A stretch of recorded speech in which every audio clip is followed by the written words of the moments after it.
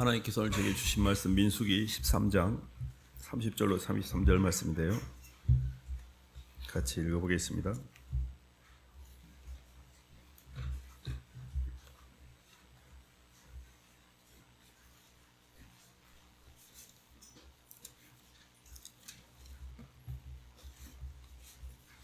구약 217쪽입니다.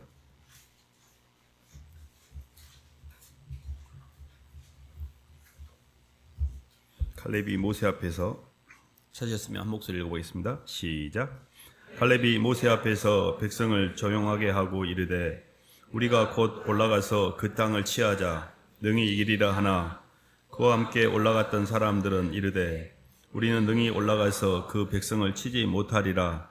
그들은 우리보다 강하니라 하고 이스라엘 자손 앞에서 그 정탐한 땅을 악평하여 이르되 우리가 두루 다니며 정탐한 땅은 그 거주민을 삼키는 땅이요 거기서 본 모든 백성은 신장이 장대한 자들이며 거기서 네피림의 후손인 아낙 자손의 거인들을 보았나니 우리는 스스로 보기에도 메뚜기 같으니 그들이 보기에도 그와 같을 것이니라. 아멘. 박수로 하나님께 영광 돌리겠습니다. 영적 전쟁의 실체라는 말씀 제목인데요.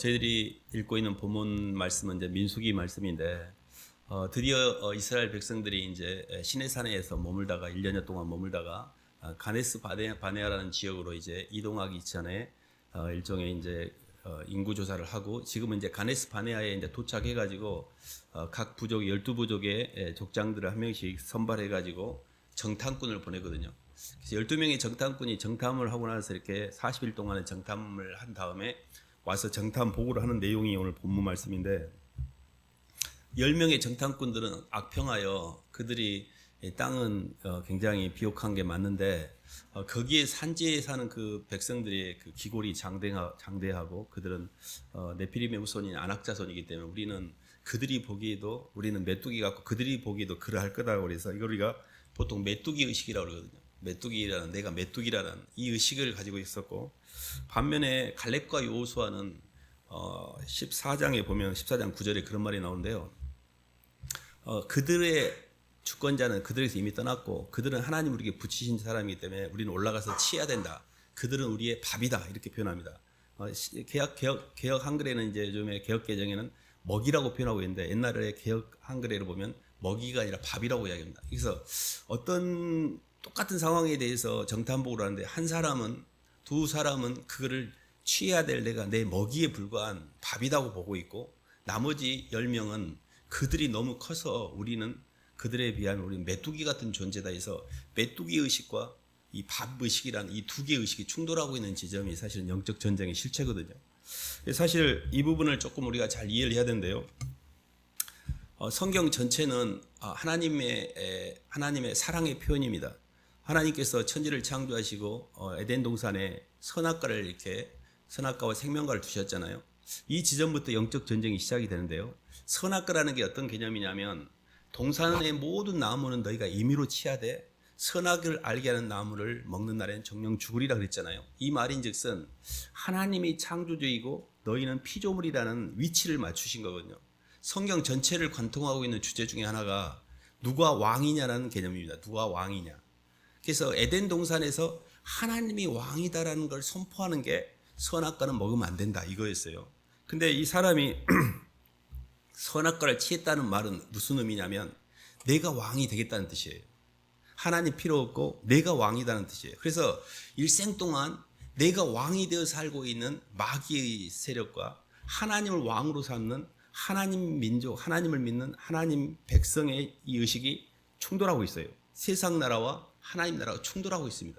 우리 의식의 전쟁에서 가장 핵심은 뭐냐면 누가 왕이 되느냐인데 나는 왕을 인정하는가 아니면 내가 왕이 되어서 하는가가 그 싸움을 지금 굉장히 하고 있는 겁니다. 이 부분에 대해서 우리가 조금 성경을 좀 살펴봐야 되는데요. 아까 말했던 민수기 14장 한번 봐볼까요? 조금 더 넘게 14장 9절 한번 봐보겠습니다.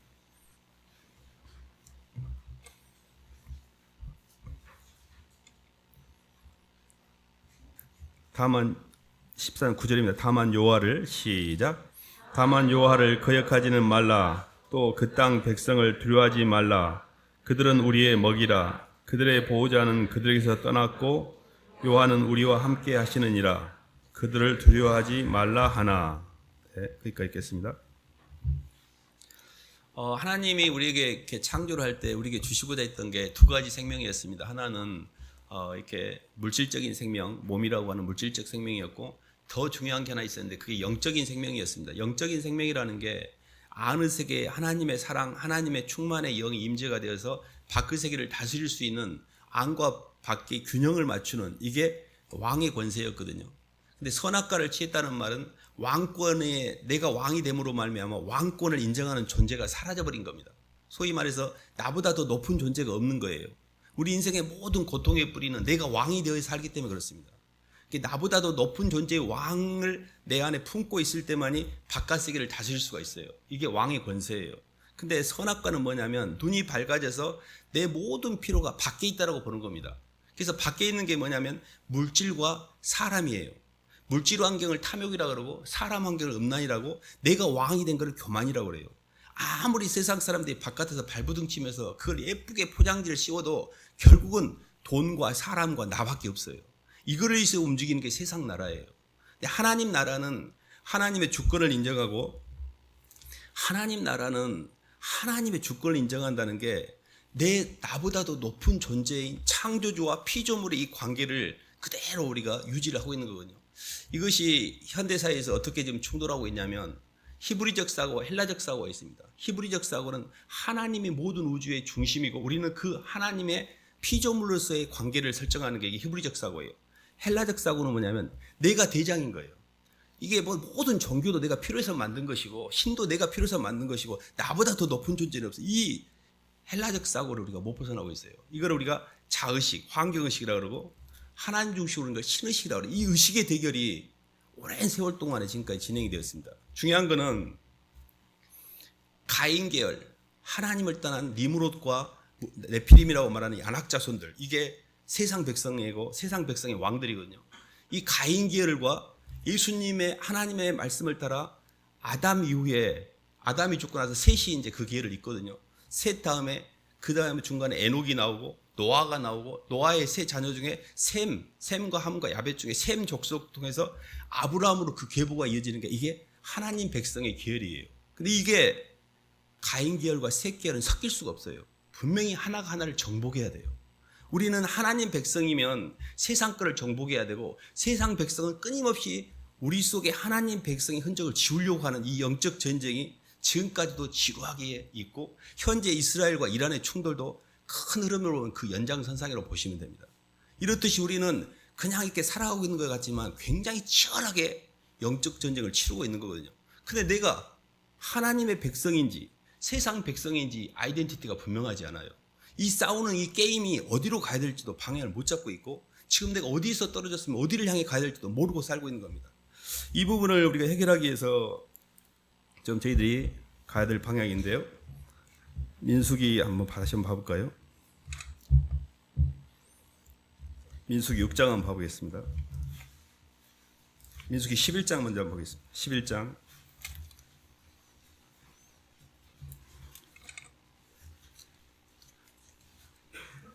4절부터 9절까지 읽고 있습니다. 그들 중에 섞여 사는, 시작. 그들 중에 섞여 사는 다른 인종들이 탐욕을 품음에 이스라엘 자손도 다시 울며 이르되 누가 우리에게 고기를 주어 먹게 하랴. 우리가 애굽에 있을 때에는 값없이 생선과 오이와 참외와 부추와 파와 마늘들을 먹은 것이 생각나거늘 이제는 우리의 기력이 다하여 이 만나 외에는 보이는 것이 아무것도 없도다 하니 만나는 가시와 같고 모양은 진주와 같은 것이라. 백성이 두루 다니며 그것을 거두어 맷돌에 갈기도 하며 절구에 찢기도 하고 가마에 삶기도 하여 과자를 만들었으니 그 맛이 기름 섞은 과자 맛 같았더라. 밤에 이슬의 진영이 내릴 때 만나도 함께 내렸더라. 아멘. 이스라엘 백성이 이렇게 출애굽한 다음에 실질적으로 이스라엘 백성은 굉장히 많은 불평과 불만과 가는 곳마다 굉장히 하나님께 대적하고 또 모세를 힘들게 했거든요. 사실 우리의 신앙생활이 그러는 것 같아요. 우리 신앙생활이 이미 출애굽을 한 이후에 수도 없이 많은 하나님께서 역사와 기적을 보여주셨음에도 항상 우리는 내가 애굽에 있을 때가 좋았다라고 자꾸 애굽으로 회귀하려고 하는. 그래서 애굽에 있을 때는 생선도 먹고 부추도 먹고 오이도 먹고 참외도 먹었는데 우리 광야에서 맨 만나밖에 없고 이게 뭔 짓을 하는지 모르겠다. 이렇듯이 우리의 삶 가운데 아직 하나님의 백성 출애굽을 해서 광야까지는 나왔어요. 광야교에 있는 겁니다, 우리가.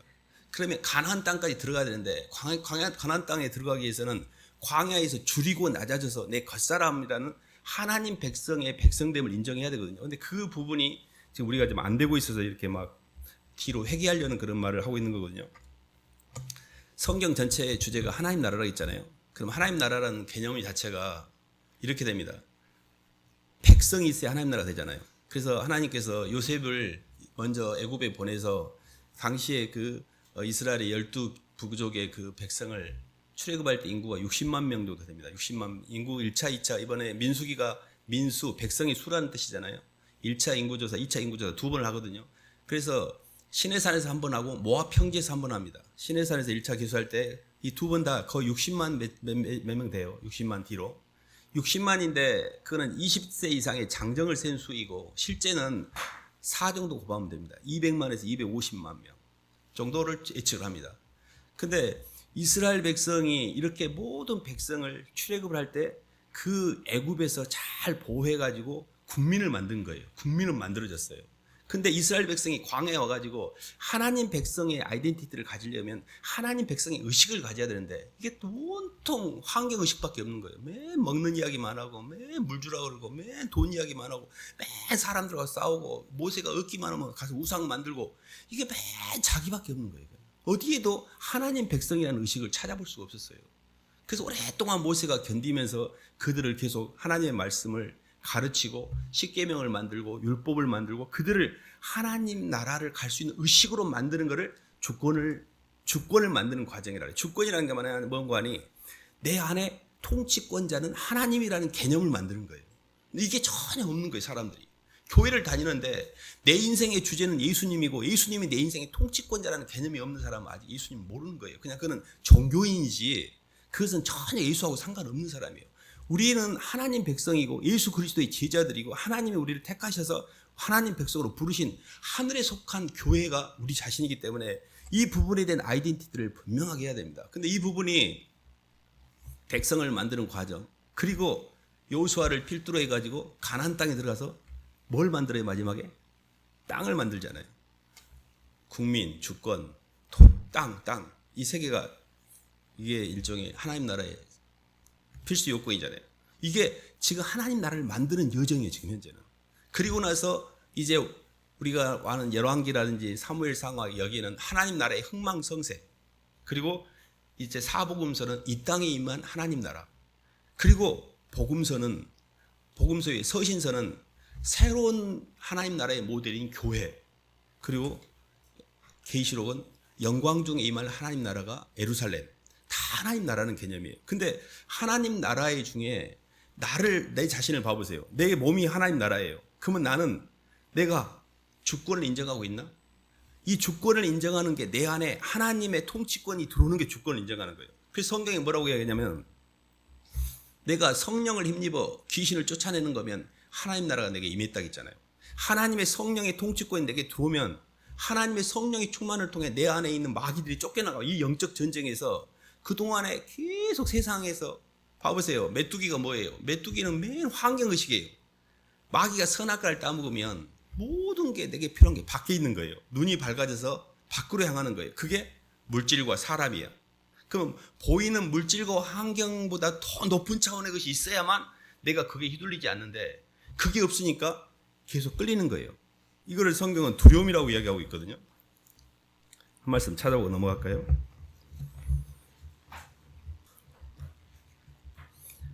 민수기 9장 한번 봐보겠습니다.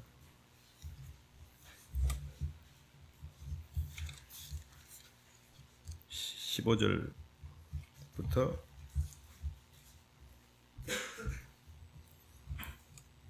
조금 긴데요. 23절까지 그래도 한번 읽어보세요. 성막을 세운 날에 시작. 성막을 세운 날에 구름이 성막 곧 증거의 성막을 덮었고 저녁이 되면 성막 위에 불 모양 같은 것이 나타나서 아침까지 이르렀으되 항상 그러하여 낮에는 구름이 그것을 덮었고 밤이면 불 모양이 있었는데 구름이 성막에서 떠오른 때에는 이스라엘 자손이 곧 행진하였고 구름이 머무는 곳에 이스라엘 자손이 진을 쳤으니 이스라엘 자손이 여호와의 명령을 따라 행진하였고 여호와의 명령을 따라 진을 쳤으며 구름이 성막 위에 머무는 동안에는 그들이 진영에 머물렀고 구름이 성막 위에 머문 날이 오랠 때에는 이스라엘 자손이 여호와의 명령을 지켜 행진하지 아니하였으며 혹시 구름이 성막 위에 머무는 날이 적을 때에도 그들이 다만 여호와의 명령을 따라 진영에 머물고 여호와의 명령을 따라 행진하였으며 혹시 구름이 저녁부터 아침까지 있다가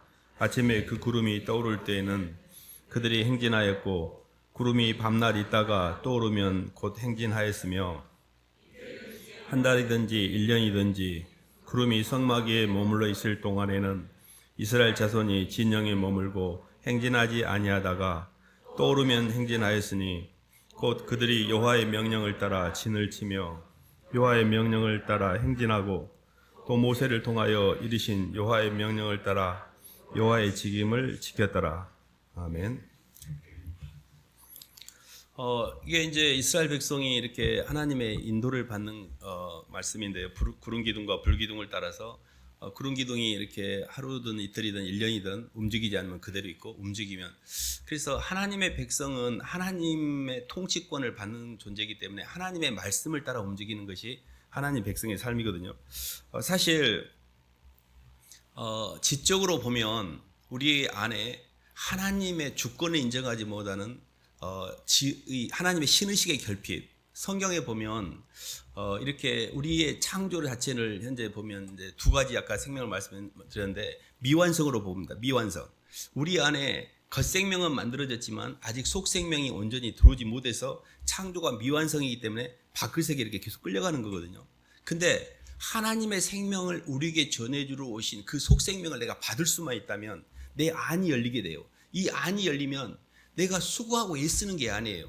내가 막 노력하는 게 아니에요. 마귀가 주는 가장 최고의 전략이 뭐냐면 You can do it이에요. 네가 해라예요. 항상 맹세를 하고 헛된 맹세를 하고 서약을 하고 올해부터 내가 할 수 있어. 이번에 해낼 거야. 이걸 계속 하게 해요. 끊임없이 자기 맹세를 해요. 헛맹세라고 그래요. 그 헛맹세가 나에게 다시 올무가 돼서 그렇게 못하는 나를 자책하게 되고 그것에 눌리고, 우리는 끊임없이 하나님의 능력을 덧입는 방법을 모르고 내 스스로의 노력과 내 힘을 통해서 뭔가를 증명하려고 하는 올무에 빠져 있어요. 그러니까 스스로 이렇게 하나님이 움직이면 움직이고 멈추면 멈추고 주님 따라 주님의 호흡으로 움직이는 법을 배우지 못하고 오로지 아침부터 저녁까지 발버둥을 치면서 막 내가 움직이는 거예요. 근데 그 움직임 자체가 방향성도 어떤 가이드도 못 받고 있기 때문에 움직이면 움직일수록 더 휘둘리고 있는 거예요. 마치 아기가 물에 빠졌는데 어프어프하면 할수록 물에 깔아는 것과 똑같습니다. 어떤 균형도 없고 질서도 없고 움직임밖에 없어요. 그거를 짓거리라고 그래요. 짓거리. 하나님의 인도를 받지 못한 모든 운동력 우리를 계속 쓰레기만 쌓이게 만들어요. 그래서 우리에게 필요한 거는 이 게임이 영적 전쟁인데 내게 왕이 없구나. 내게 왕이 없네. 내가 평생을 내가 대장되어 살았네. 그래서 왕을 내가 인정하는 것이 그게 믿음이고 신앙이에요. 그래서 그 왕을 인정한 대표적인 케이스가 마태복음 16장 16절에 이런 말씀이 있습니다. 너희는 나를 누구라 하느냐. 이 질문을 본인들에게 성도님들 한 분은 한 분은 내 자신에게 던져야 돼요. 나는 예수를 누구라 생각하는가.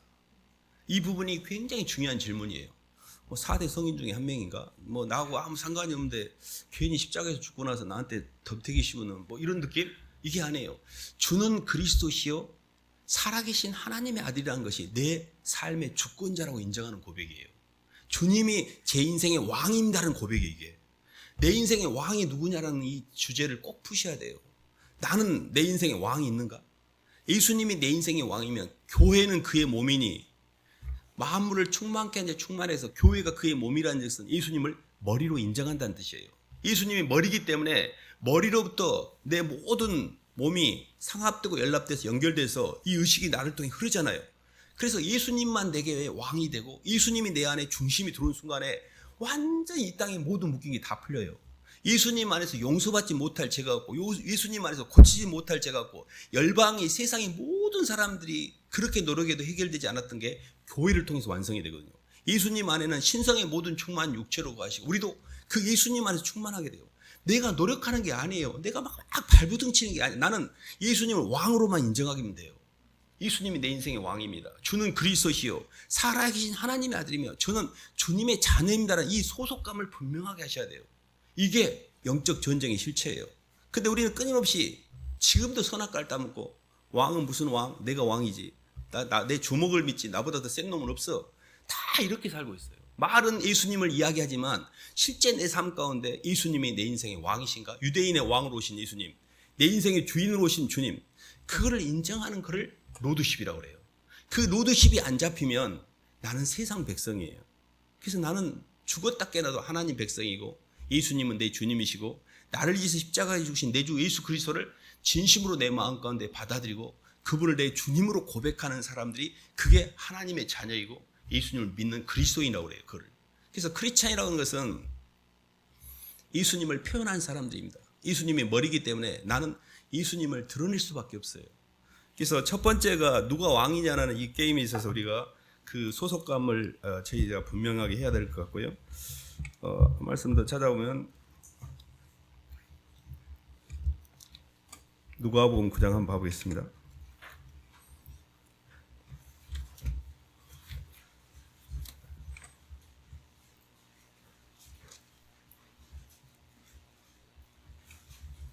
자,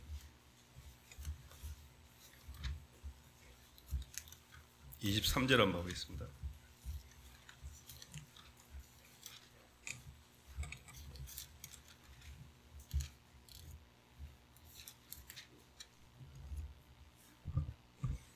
또 우리에게 이르시되 23절부터 25절까지 읽겠습니다. 시작. 또 우리에게 이르시되 아무든지 나를 따라오려거든 자기를 부인하고 날마다 제 십자가를 지고 나를 따를 것이니라. 누구든지 제 목숨을 구원하고자 하면 잃을 것이요 누구든지 나를 위하여 제 목숨을 잃으면 구원하리라. 사람이 만일 온 천하를 얻고도 자기를 잃든지 빼앗기든지 하면 무엇이 유익하리요. 아멘. 가인계열과 셋계열은 섞일 수가 없다고 했고 반드시 정복을 해야 한다고 했잖아요. 그 말인즉슨 우리가 예수님의 영을 받아들였으면 예수님의 영을 받아들인 사람은 예수님의 영으로 인하여 내 안에 있는 세상의 것들을 다 쫓아내야 돼요. 먼저는 내 영토의 확장을 해야 됩니다. 가나안 땅을 들어갈 때 그냥 들어가서 그냥 취한 게 아니었어요. 그들이 가나안 땅에 있는 7 족속과 치열하게 전쟁을 치르면서 그것과의 영적 전쟁을 통해서 가나안 땅을 확보하거든요. 무슨 이야기냐면 예수님을 내 마음 가운데 주님으로 고백해서 내가 하나님 백성이 됐다고 해서 내 속에 있는 마귀들의 오랫동안에 노출됐던 내 겉사람, 옛사람이라고 말하는 육의 사람, 이 사람이 고개를 숙이는 게 아니에요. 그래서 그것들을 내가 하나씩 내가 이렇게 정리해서 내 삶의 영토를 확보해야 돼요. 잃어버렸던 땅을 고토를 회복해야 돼요. 그 과정이 사실은 우리 영적 전쟁의 실체인데 가장 핵심이 뭐냐면 돈과 사람과 내 자신이라는 이 세 가지를 굴복시켜야 돼요. 봐보세요. 하나님은 항상 목적이세요. 돈은 항상 수단입니다. 영계가 하나님이고 물질계가 돈이잖아요. 사람은 중간계예요. 사람은 돈보다는 목적이고 하나님보다는 수단이에요. 이게 가치관이라는 거예요. 그러면 하나님이 가장 센 거예요. 그럼 하나님이 센 가장 하나님 때문에 사람과 돈을 밑으로 내릴 수 있어야 돼요. 근데 다 돈을 위해서 가서 하나님 믿고 자식 잘 되기 위해서 돈 벌기 위해서 교회를 다녀요. 그러면 돈과 자식이 하나님보다 더 높아. 그러면 하나님은 수단이고 돈이 목적이고 자식이 목적이야. 이것이 무슨 놈의 신앙입니까? 그건 신앙이라는 게 아니에요. 그걸 기복이라고 그래. 기복. 너무 기복으로 쪄들어가지고 맨 복받는 이야기밖에 안 해요. 만약에 기복적인 설교를 하면 사람들이 벌떼처럼 몰려들어요. 그게 내 입맛에 맞으니까. 그걸 몰라서 그렇게 하는 게 아니에요. 근데 복음은 그런 게 아닙니다. 철저하게 십자가밖에 없어요. 사랑하는 주님 때문에 주님보다 사랑했던 걸 십자가에 못 박을 때 그때 평안해져요. 그때 완전히 자유로워져요. 이게 민수기에도 하나님께서 우리에게 축복해 준 말씀이 6장에 나오는데요. 민수기 6장 한번 봐볼까요? 24, 26절.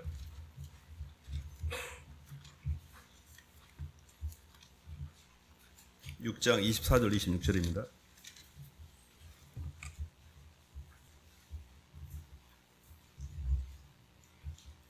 여호와는 24절부터 26절까지 읽겠습니다. 요한은 시작. 요한은 내게 복을 주시고 너를 지키시기를 원하며 요한은 그의 얼굴을 내게 비추사 은혜 베푸시기를 원하며 요한은 그 얼굴을 내게로 향하여 드사 평강 주시기를 원하노라 할지니라. 아멘. 사실 하나님 우리에게 복을 주시고 은혜를 주시고 평강을 주시는 게 맞습니다. 근데 하나님이 우리에게 주시는 그 복과 평강과 은혜의 개념이 우리가 생각하는 것과 조금 달라요. 하나님은 창세전에 그리스도에서 우리를 택하사 하늘에 속한 모든 신령한 복으로 우리에게 복을 주시되 그 신령한 복의 핵심이 형체적인 복이 아니에요. 형체적인 복은 이미 창세기 1장 26, 27절에 천지를 창조할 때 우리에게 모든 형체적 복은 주셨어요. 그게 하드웨어적인 복은 이미 주셨어요. 모든 물질과 만물이 사람에게 다 몰려들도록 축복을 해주셨어요. 문제는 영적인 신령한 복인 하나님의 사랑의 임재가 없기 때문에 그걸 못 누리는 거예요. 바깥에 아무리 좋은 게 있어도 그걸 누리려면 내 의식이 그것이 하나님 주신 축복이라고 인식할 수 있는 의식이 있어야 되는데 그게 없으니까 바깥이 계속 찢어지고 있는 거예요. 선악으로. 뭐가 같냐면 반찬이 엄청 많은데 입이 쎄 써가지고 못 먹는 거예요. 반찬이 없는 게 아니에요. 반찬은 충분히 많아. 입이 쓰다는 말이 내 안에 임재가 없는 거예요. 그러니까 계속 선하게 찢고 있는 거예요. 그를 아무리 좋은 걸 줘보세요. 어쩌면 그렇게 좋은 데에서도 안 좋은 이야기 뭔지 몰라요. 이게 인생이라는 게 이렇게 제가 동남아만 이렇게 아이들 가봐도 집안에 화장실이 없어요. 너무 처참하게 살아. 너무 바닥을 살아요. 우리는 너무너무 잘 살아. 감사가 없어요. 그들이 훨씬 감사해요. 조금 도와줬다고 그 사람 더 막 고마워하고. 이게 영의 문제지 환경의 문제가 아니에요. 우리는 끊임없는 메뚜기 의식, 환경을 따라서 살아요. 환경. 나는 쬐깐하고 나는 열등감 있고 나는 부족하고 나는 뭘 못하고 나는 뭘 잘하고. 이게 메뚜기 의식이에요. 하나님의 신의식, 충만의식, 사랑의 의식을 가져야 되는데 아직도 메뚜기처럼 살고 있어요. 그러니까 하나님의 사랑을 내가 받고 사랑으로서 주님이 내 안에 임재가 되면 이 안에서 만난 주님 때문에 바깥을 다스리는 것이 밥의 의식이에요. 밥. 모든 것을 다 다스려버려요. 그래서 정복을 하셔야 돼요. 지금부터는. 내게 잃어버렸던 내 왕권, 잃어버렸던 마귀한테 맨 끌려다니면서 중독돼 있고 원하지 않는 선택을 하고 미워하고 상한 감정 막 잘못된 판단, 이거 다 내 영역을 잃어버린 거예요. 내 고토를 잃어버린 거예요. 잃어버린 땅을 찾아오시는 게 먼저 영적 전쟁의 실체예요. 먼저 나를 회복하셔야 돼요. 나를 회복한 다음에 그리고 이제 세상으로 나가는 거예요. 성령이 너희에게 임하시면 너희가 권능을 받고 예루살렘과 유대와 사마리아와 땅끝까지 이르러 내 증인이 된다고 그랬잖아요. 그러면 예루살렘과 사마리아 이렇게 점점 더 멀어지잖아요. 그러니까 먼저는 성령이 내게 임해서 내 자신이 회복이 됩니다. 마태복음 28장에 이런 말씀이 있는데 한번 찾아볼까요?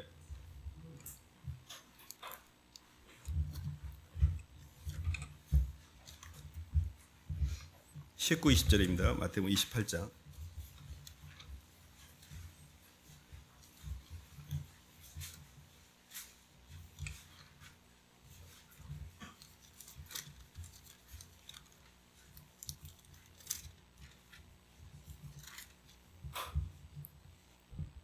(18절부터) 읽겠습니다. 예수께서 나와 말씀하여 시작.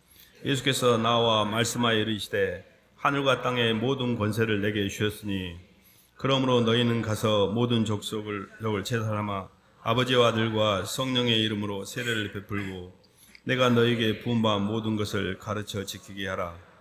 볼지어다 내가 세상 끝날까지 너희와 항상 함께 있으리라 하시니라. 아멘.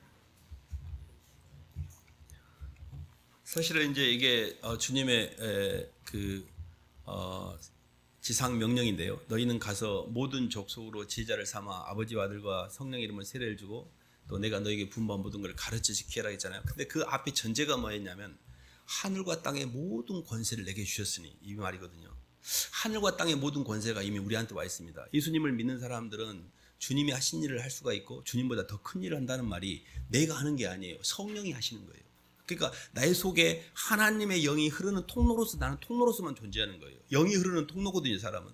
그래서 나는 예수님을 만나고 그분을 진심으로 내 삶의 주님으로, 왕으로 인정하고 그분을 내가 마음으로 사랑하게 되면 그때부터 성령의 역사예요. 성령은 예수의 영이에요. 성령을 따로 찾으시면 안 돼요. 예수님을 사랑하는 마음이 성령이에요. 성령을 통해서 하나님의, 예수님의 영이 예수님의 성령을 통해 역사하는 거예요. 그렇기 때문에 우리 속에 예수님을 만나고 그분을 내가 깊이 묵상하면, 깊이 생각하면 그분을 내가 사랑하게 돼요. 이때 내 안에 성령이 임재하게 되고, 이게 왕이 주님 앞에 주님을 왕으로 인정하는 거예요. 유대인의 왕이고 내 삶의 왕으로. 그러면 그때 가인 계열로 움직였던 세상의 모든 쓰레기들을 내가 싹 다 정리하게 돼요. 그때 정복하기 시작해요. 나 다 죽었어요. 돈도 사람도 나도 싹 다 십자가에 못 박아버려요. 그게 가인 계열과 셋 계열은 섞이면 안 돼요. 정리해야 됩니다. 그리고 내 몸이 정리됐을 때 이제 밖으로 향하는 게, 그게 선교이고 사역이고 하나님이 우리 주신 소명이에요. 그게 하늘나라의 상급으로 연결되어 있어요. 이게 영적 전쟁의 실체예요. 영적 전쟁은 하나님 나라가 내게 먼저 임해야 되는데 내 몸 자체가 하나님 나라가 통치권이 임하지 않았어. 몸뚱이라는 내 하나님 나라 안에 내 주님의 주권이 먼저 들어오고, 주님의 주권에 기반해서 마귀에게 뺏겼던 내 안에 있는 영토들, 고구려 신라 백제 중에 두 개는 정리하는 거예요. 사람의 영, 세상의 영, 하나님의 영, 삼국시대잖아요. 그러면 세상의 영하고 사람의 영은 정리하잖아요. 그게 내 영토를 회복하는 거예요. 그러면 내가 하나님 백성이 됐으니 이제 밖으로 나가서 다른 사람들 돕는 일을 하게 돼요. 그래서 주님이 내게 들어와서 하나님의 영으로 내 안이 통일되는 것을 성령의 열매라고 그래요. 그리고 그 몸으로 내가 밖으로 나가는 것을 사역의 열매라고 그래요.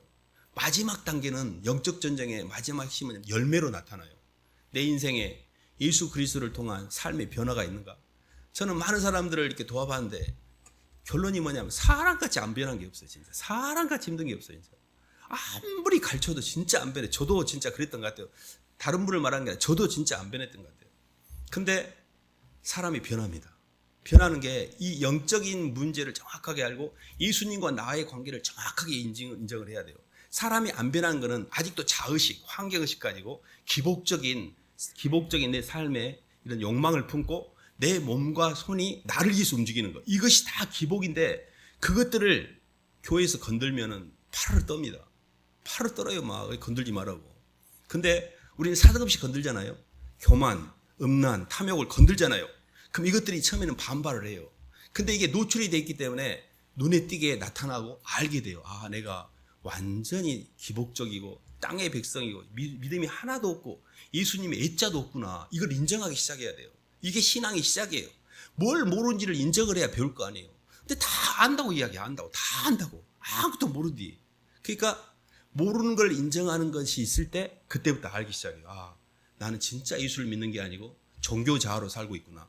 이런 것들을 고백하여 회개를 하셔야 돼요. 마귀가 쓰는 전술 중에요, You can do it도 있지만 그가 쓰는 전술 중에 하나가 뭐냐면 회개하지 않는 거예요. 회개하지 않는 마음. 이게 회개하지 않는 마음이 뭐냐면 아직도 나한테 힘을 주고 있고 나한테 희망이 있다고 생각하고, 그래서 진짜로 마음을 열고 영이 바뀌는 방법이 회개밖에 없어요. 회개를 진짜로 많이 하셔야 돼요. 하나님, 저는 쓰레기예요. 저는 맨날 저는 왜 이렇게 사는지 모르겠어요. 뭐 자기 연민을 내 고백을 하는 건 아니고 나의 실체적인 상태를 주님께 그대로 인정하셔야 돼요. 주님 없이는 저 안 돼요. 저 주님 없이는 안 됩니다. 주님 도와주세요. 그래서 내가 철저히 내 자신에게 절망할 수 있어야 돼요.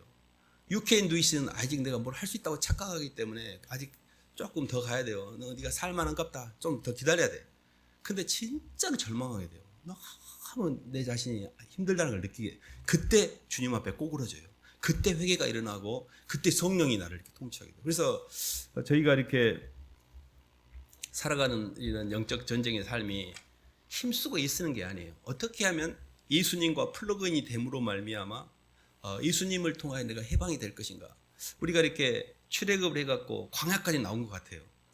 이게 성소에서 성전 뜰에서 막 놀다가 성소까지 들어온 것 같아요. 근데 지성소로 들어가려면 왜 못 들어가냐면 거기는 자아를 갖고 들어가면 즉사를 해요. 나를 죽여야 돼. 아, 그렇게까지 신앙생활 해야 되나? 적당히 해도 될 것 같은데 이 정도면 나도 주변에서 신앙 믿음 좋다고 막 이야기하는데 거기서 고민을 해요. 근데 들어가셔야 돼요.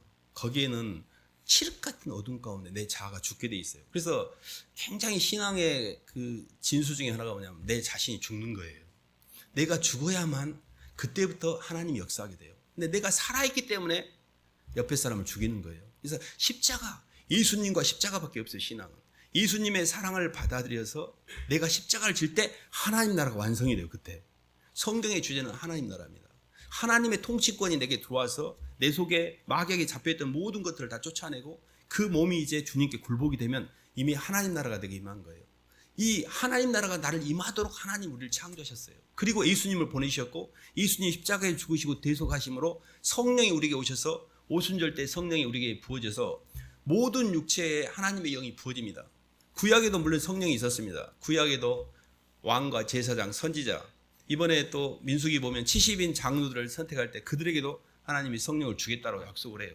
근데 그렇게 특정한 하나님의 부르심을 입은 사람들에게만 성령이 임했지 모든 육체에 하나님의 영이 아직은 못 들어왔어요. 그래서 우리가 거룩한 장소인 성전에서 거룩한 날인 안식일 날만 성령이 임재했어요. 근데 우리는 이제 지금 뭐예요?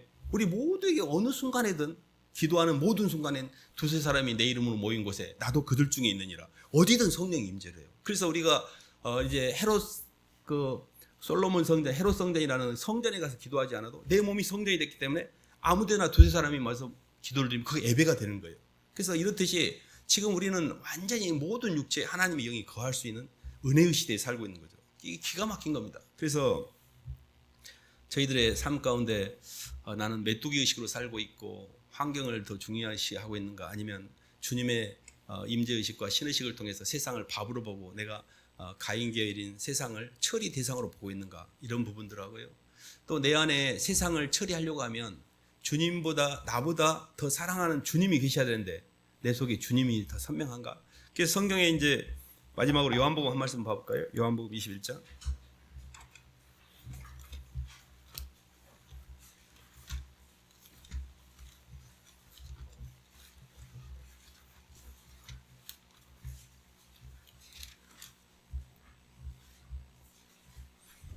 15절, 21장 15절부터 17절까지만 읽겠습니다. 그들이 조밥 먹은 후에 시작. 그들이 조밥 먹은 후에 예수께서 시몬 베드로에게 이르시되 요한의 아들 시몬아, 네가 이 사람들보다 나를 더 사랑하느냐 하시니 이르시되 주님, 그러하나이다. 내가 주님을 사랑하는 줄 주님께서 아시나이다. 이르시되 내 어린 양을 먹이라 하시고 또 두 번째 이르시되 요한의 아들 시몬아, 내가 나를 사랑하느냐 하시니 이르되 주님, 그러하나이다. 내가 주님을 사랑하는 줄 주님께서 아시나이다. 이르시되 내 양을 치라 하시고 세 번째 이르시되 요한의 아들 시몬아, 내가 나를 사랑하느냐 하시니 주께서 세 번째 내가 나를 사랑하느냐 하심으로 베드로가 근심하여 이르되 주님, 모든 것을 아시오매 내가 주님을 사랑하는 줄을 주님께서 아시나이다. 예수께서 이르시되 내 양을 먹이라. 아멘. 주님이 우리에게 너희는 나를 누구라 하느냐는 질문이 첫 번째 질문이었다면 두 번째 질문은 요한의 아들 시몬아, 네가 나를 사랑하느냐라는 이 두 번째 질문에도 대답을 하셔야 됩니다. 그럼요 주님, 오브 코스입니다. 주님은 제가 주님 사랑하는지 주님 아시지 않습니까? 그때 주님 우리에게 양을 먹이라고 그렇게 이야기하잖아요.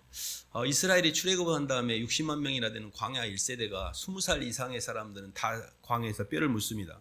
20살 이하의 아이들이 또 태어나서 거들 속에서 광야 2세대가 광야 1세대 중에 60만 명 중에 실질적으로 가나안 땅을 들어간 사람은 갈렙과 여호수아밖에 없었어요. 그러니까 그들은 계속해서 메뚜기 의식으로 살고 있었기 때문에 그 의식을 가지고는 하나님 나라를 맞이할, 혈과 육은 하나님 나라를 들어가지 못합니다. 그래서 하나님은 이 광야에서 줄이고 낮아지고 비우게 하셔서 탈탈 털어요. 그래서 하나님 나라로 데리고 갈 수 있는 신부화장을 위해서 세상의 정욕으로 살고 있는 교만과 없는가 탐욕으로 묶이는 겉사람을 싹 훑어서 뺍니다. 이 과정이 우리에게는 고난이에요. 근데 그 고난이 우리에게 얼마나 유익한지 몰라요. 그 과정이 없이는 내가 하나님 나라를 맞이할 준비가 안 되기 때문에 신부화장을 시키는 것과 똑같습니다. 우리 삶 가운데 어려움이 있다면 하나님 일하고 계시는 거예요. 아직도 내가 이 땅에 묶인 게 많아서 주님이 나를 탈탈 털어내고 계시고 하늘나라 데리고 가기 준비하고 계신다고 보면 정확합니다. 중요한 거는 그렇게 널널하게 그냥 대충 그냥 남 가는 거 뒤따라 가다가 어떻게 하든 뭐 갈겠지, 이게 아니에요. 하늘나라는 그렇게 가는 게 아닙니다. 그렇게 60만 명 중에 2명 갔으면 확률적으로 굉장히 희박하잖아요. 굉장히 정말 주님을 만나셔야 돼요. 예수님을 만난 사람만 그 하늘과 땅의 경계를 넘어가요. 예수님에 관한 정보가 아니라 진짜 내 주 예수 그리스도를 만난 분, 그분을 주님으로 고백하고 내 인생의 왕으로 고백한 그 사람들을 통해서 하늘과 땅의 경계를 넘어갑니다. 예수님을 통하지 않고서는 하늘과 땅의 경계를 넘어갈 피조물이 없어요. 절대 이 땅은 예수님을 통해서만이 하늘나라를 가게 만들어 놓으셨어요. 그래서 계속 우리의 왕은 예수님이세요. 그래서 계속 주님을 붙들고 고백하고 회개하고 주님 안에서 용서받지 못할 죄가 없고 주님 안에서 치유받지 못할 병이 없고 어떤 것도 주님 안에서는 다 해결이 돼요. 이미 예수 그리스도 안에서 신성의 모든 충만이 우리에게 있기 때문에 예수님은 완벽하게 다 해결해 놓으셨어요. 그래서 성경의 주님은 내가 다 이루었다. 걱정하지 말고 그 길만 가라. 다 이루었기 때문에 이 다 이루신 주님 안으로만 들어가면 돼요. 근데 우리는 자꾸 주님 안으로 안 들어가고 내가 노력을 하잖아요. 이게 마귀의 유혹이에요. 미혹이에요. You can do it 하시면 안 돼요. 나는 you can do it 할 수 있는 존재가 아니에요. 그냥 주님 안으로 들어가는 거예요. 그게 회개예요.